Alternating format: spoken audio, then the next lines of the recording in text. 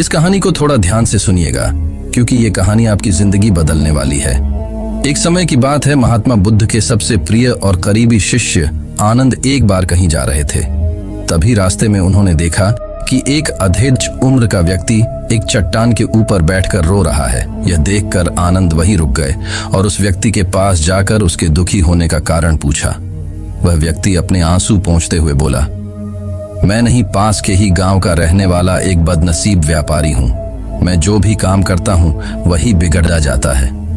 व्यापार के चक्कर में मैंने अपनी माँ और पत्नी के गहने गंवा दिए, अपने परिवार को खो दिया और यहाँ तक कि अब तो मेरा घर और खेत भी गिरवी है।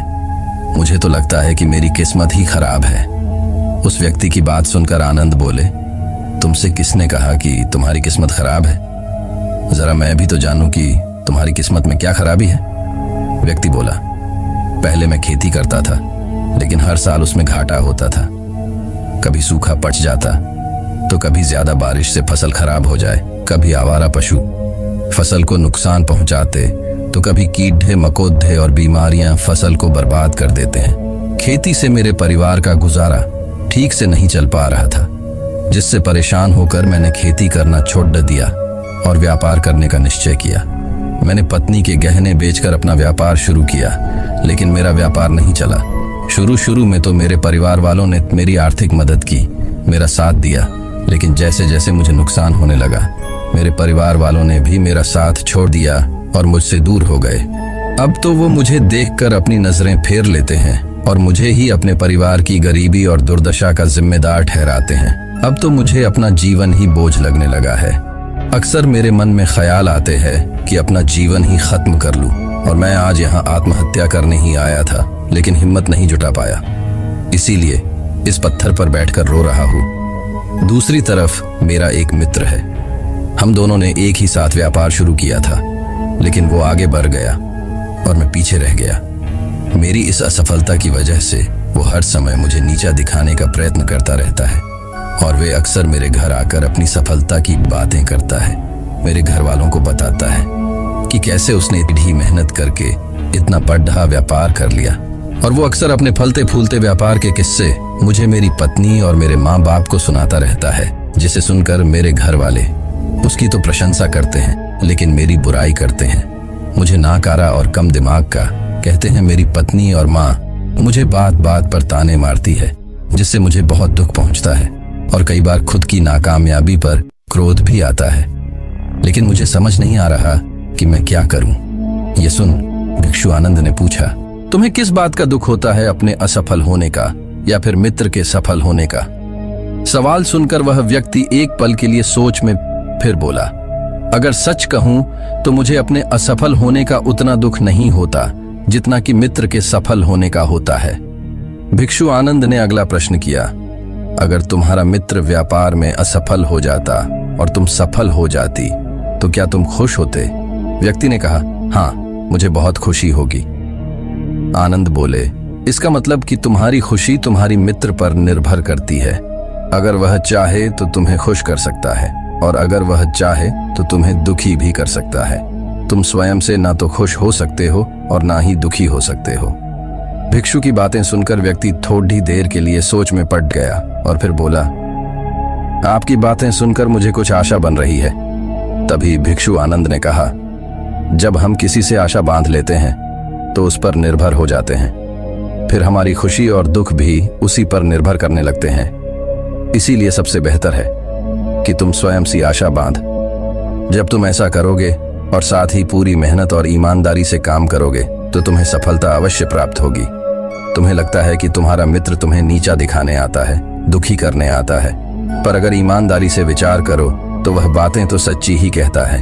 वह अपने संघर्ष और अनुभव की बातें बताता है। तुम उन बातों से बहुत कुछ सीख सकते हो।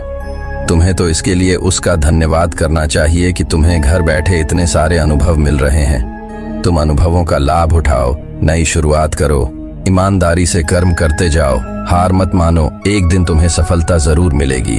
आज तुम जिसे अपना पूरा वक्त हो या बुरी किस्मत कह रहे हो, एक दिन यह बदल जाएगी और इसी के साथ तुम्हारी सोच और विचार भी बदल जाएंगे। और देखना, जब तुम्हारा अच्छा समय शुरू हो जाएगा तब तुम्हारा मित्र भी तुम्हें अपनी सफलताओं की कहानियां नहीं सुनाएगा, तुम्हें अपनी असफलताओं और परेशानियों की बातें सुनाई देगा ताकि तुम उसकी बातें सुनकर भ्रमित हो जाओ, तुम्हारा आत्मविश्वास डगमगाया जाए और तुम गलत निर्णय ले सको। लेकिन उस समय भी तुम्हें अपने ही बुद्धि का प्रयोग करना होगा, स्वयं पर विश्वास रखना हो। जिस प्रकार तुम्हारा मित्र आज तुम्हें दुखी करने आता है, वैसे ही वह उस समय भी तुम्हें दुखी करने आएगा, क्योंकि जिस तरह उसे दुखी देखकर तुम्हें मजा आता है, ठीक उसी तरह उसे भी तुम्हें दुखी देखने में उतना ही मजा आता है।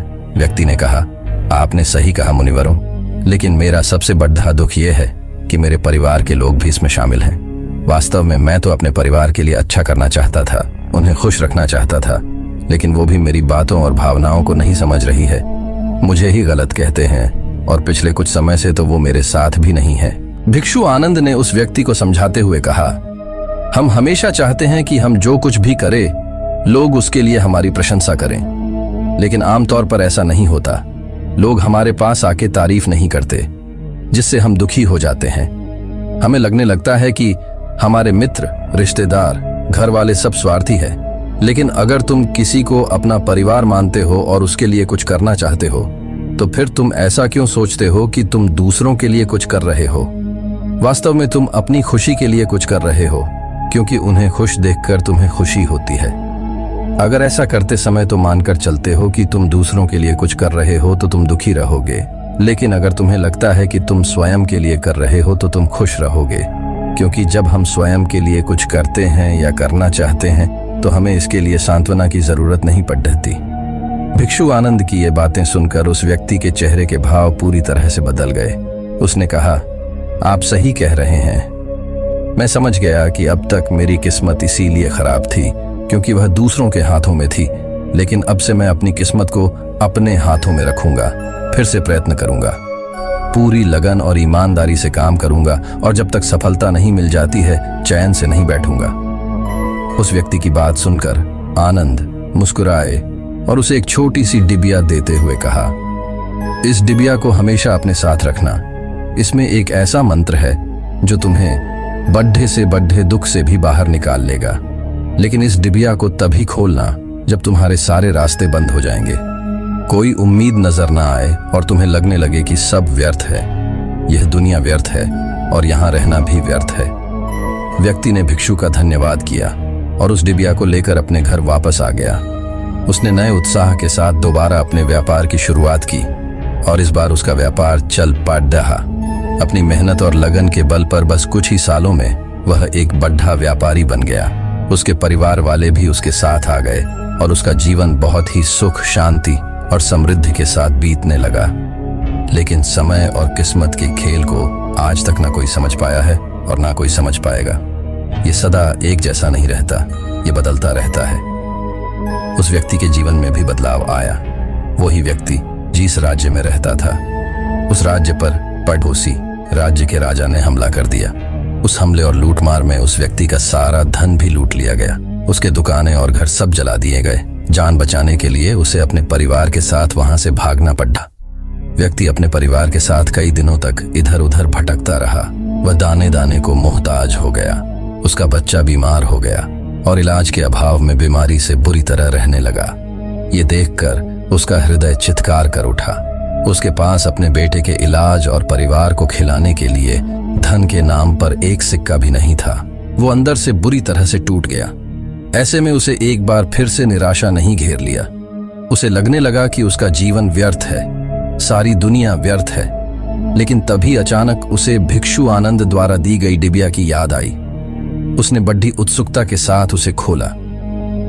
उस डिबिया के अंदर एक पर्ची रखी हुई थी। उस पर्ची पर कुछ लिखा हुआ था।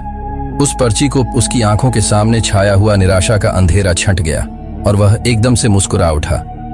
उस पर्ची पर लिखा था, ये वक्त भी गुजर जाएगा। दोस्तों, ये कहानी हमें सिखाती है कि समय के खेल को समझना संभव है। ये हमेशा बदलता रहता है। इसीलिए बुरी परिस्थितियों में हमें अत्यधिक निराश नहीं होना है। आत्मविश्वास बनाए रखना है, क्योंकि समय बदलता जरूर है। आज बुरा है तो कल अच्छा भी जरूर आएगा। बाकी अगर ये कहानी आपको अच्छी लगी हो तो इस वीडियो को लाइक करें